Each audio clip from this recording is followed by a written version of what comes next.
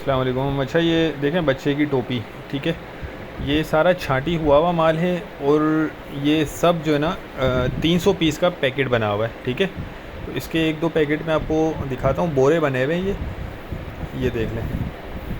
ये सारा इसमें रंगीन माल और प्लेन टोपियाँ होंगी, कुछ लाइनिंग भी होगी, सारा कुछ जो है ना इसमें मिक्स होगा, बच्चे की टोपी होगी, सही है। 300 पीस का ये पैकेट है और रेट इसके बहुत मुनासिब है। इसमें कम से कम आपको ये एक पैकेट ऑर्डर करना होगा जो 300 पीस पर मुश्तमिल है, ठीक है।